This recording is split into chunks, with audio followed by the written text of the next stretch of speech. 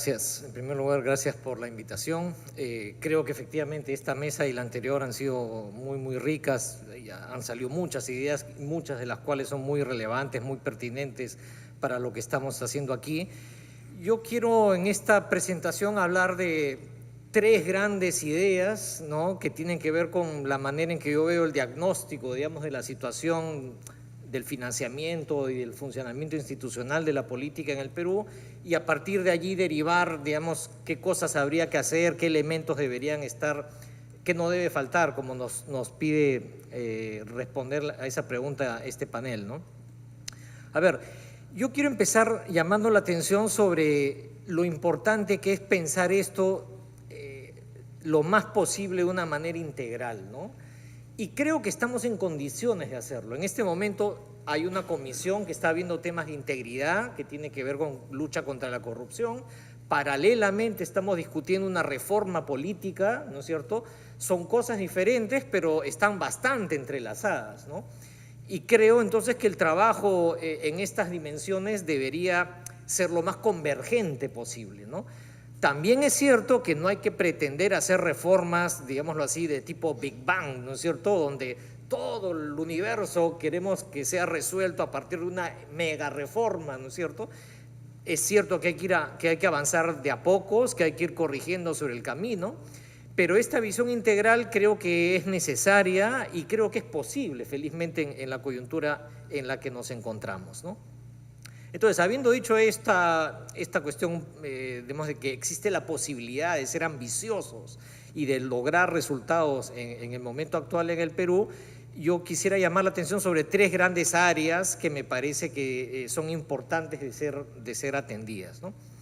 A ver, una primera área tiene que ver con un problema que es, digámoslo así, universal en la política en general, ¿no?, que tiene que ver con el financiamiento de la política, ¿no es cierto? Estamos hablando de dinero en la política, y los efectos, digámoslo así, poco democráticos, ¿no?, las distorsiones que tiene la introducción del dinero, del poder económico en las campañas políticas. Ese es un tema universal y que también está en nuestro país, y yo creo que es algo sobre lo cual hay que incidir y algún tipo de respuesta se tiene que dar, ¿no? Es decir, hemos visto campañas electorales en donde el acceso a los medios de comunicación claramente tiene sesgos que favorecen a unos candidatos y perjudican relativamente a otros.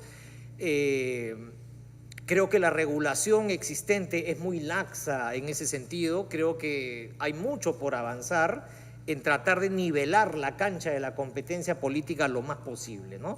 Ya se ha hablado aquí, ¿no es cierto?, del financiamiento público, se ha hablado del acceso a los medios de comunicación, se ha hablado de poner límites en los gastos de campaña, digamos, hacer más generosa la franja electoral, por ejemplo, en contextos electorales. Yo creo que Perú puede avanzar muchísimo en avanzar en eso, en tratar de equilibrar lo más posible la cancha. Ahí hay, digamos, una serie de cuestiones que tienen que ver con la relación entre campañas políticas, papel de los medios de comunicación, financiamiento a los partidos.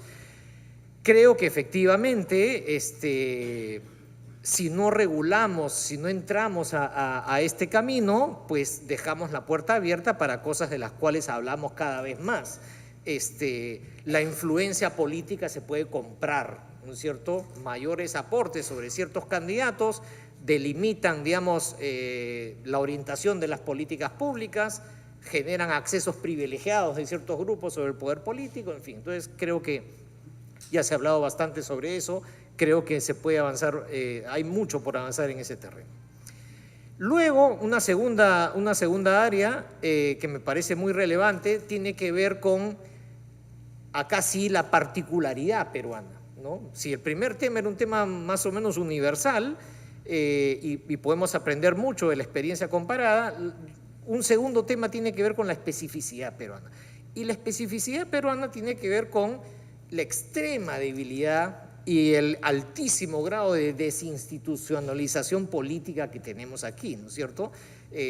Yo creo que si uno mira el nivel de institucionalización partidaria en el Perú, llega a la conclusión de que Perú está en la cola latinoamericana, ¿no es cierto?, en niveles de desarreglo político, Probablemente estamos más cerca de Guatemala, ¿no es cierto?, en términos del desarreglo político que vivimos, que de los países vecinos en Sudamérica, ¿no?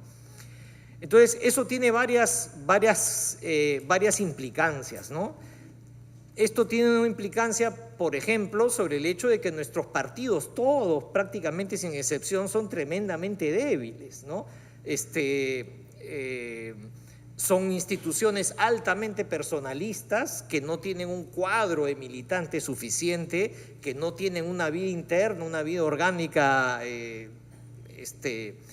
que se ajuste, digamos, a la vida partidaria tradicional que uno puede mirar en otras sociedades, y por lo tanto los partidos son en gran medida cascarón, ¿no es cierto? Y eso precisamente los hace altamente vulnerables a las presiones de oportunistas políticos y también, por supuesto, de actividades ilegales, ilícitas, de intereses particulares, ¿no? Una expresión muy neta de esto que estoy mencionando tiene que ver con la guerra, digámoslo así, por el voto preferencial dentro de las listas partidarias, ¿no? Acá el contexto importa mucho. En algún momento en que se decía que los partidos eran muy cerrados, parecía una muy buena idea introducir el voto preferencial, y de hecho funciona bien en otros contextos, pero en el caso peruano, donde las estructuras partidarias son tan débiles, la lucha por el voto preferencial implica, digamos, la destrucción prácticamente de la dinámica interna y además el hecho de que el poder del dinero es cada vez más definitorio en la competencia político-electoral, ¿no es cierto? Aquel que es capaz de hacerse notar en una competencia muy encarnizada, donde están todos, no solamente las listas partidarias están compitiendo entre sí, sino todos los individuos al interior de una lista están compitiendo, hace este asunto demasiado complicado. Genera una situación, además, que Delia mencionó hace un momento muy bien, ¿no? La regulación suele ver la campaña presidencial y suele dejar de lado qué es lo que sucede en esta lucha fratricida del voto preferencial, que finalmente es la que va a definir la representación en el Congreso. Y cuando hablamos de la penetración de actores ilegales y de grupos de interés sobre la política, se va a actuar también no solo sobre el Poder Ejecutivo, sino sobre el Congreso, y por lo tanto esta es otra área muy importante. Y entonces esto nos lleva a las discusiones no solamente sobre integridad y ética y regulación en ese sentido, sino también a esta otra pata de la reforma política que tiene que ver con la eliminación del voto preferencial, la democratización interna de los partidos, en fin. Por eso decía que me parece que las agendas están muy integradas. Otra dimensión de esta fragmentación interna y esta debilidad de los partidos, que también ha sido mencionada, es que los partidos nacionales no son nacionales, ¿no? Es una cabeza que solamente existe en Lima, pero no tiene cuerpo a nivel de las regiones, de las provincias, y entonces la política a nivel regional, a nivel provincial, a nivel municipal, termina siendo capturada, digámoslo así, por una multiplicidad de intereses particularistas. Y también solemos poner mucho énfasis en la regulación de los partidos nacionales y soslayamos el control y la supervisión de movimientos regionales, organizaciones políticas locales. Creo que deberíamos también estandarizar y homogenizar también las exigencias, ¿no es cierto? Así como tenemos exigencias sobre los partidos nacionales, también poner la mira sobre los movimientos regionales, organizaciones locales, ¿no?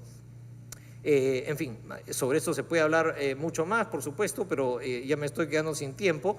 Y quería mencionar la tercera cuestión, ¿no? Y la tercera cuestión, que digamos en parte es consecuencia de lo anterior, tiene que ver con el peculiar peligro que está enfrentando, digamos, el sistema político peruano, dada esta precariedad institucional, en un contexto en el cual hemos vivido un boom de recursos naturales en los últimos años, ¿no?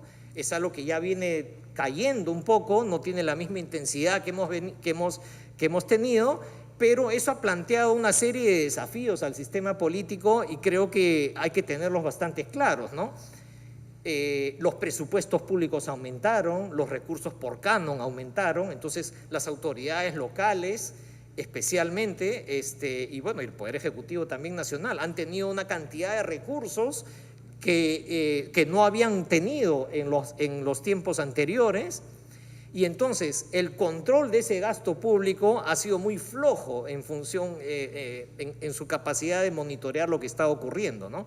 La Contraloría General de la República no se da abasto, y los mecanismos de control político a nivel de los consejos municipales, de los consejos regionales, no han funcionado, ¿no? Y ahora mismo estamos viendo en la Municipalidad de Lima, se le piden cuentas al alcalde, el alcalde tiene, mediante la ley electoral, mayoría absoluta, ¿no es cierto?, en el Consejo Municipal, y puede obviar cualquier pedido de rendición de cuentas, al punto que los ciudadanos tienen que recolectar firmas para obligar al alcalde a rendir cuentas, ¿no es cierto?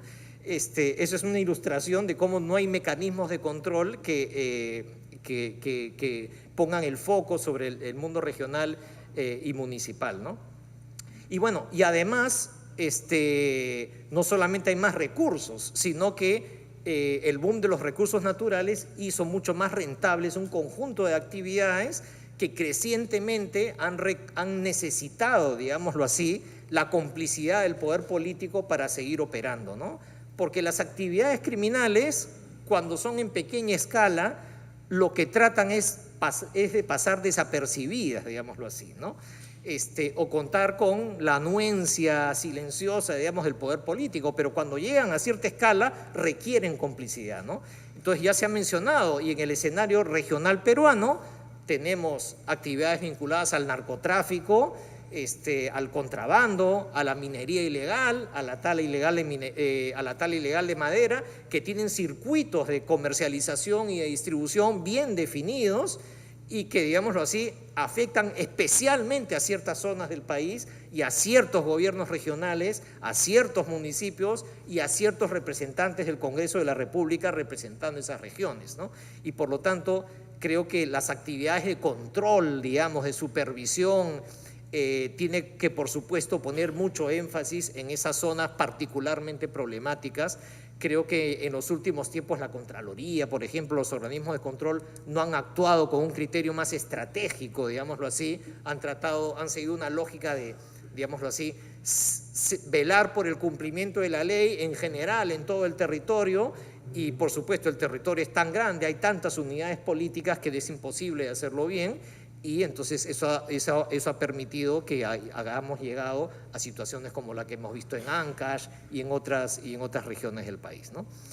En fin, hay mucho más para hablar, pero ya me quedé sin tiempo. Muchas gracias.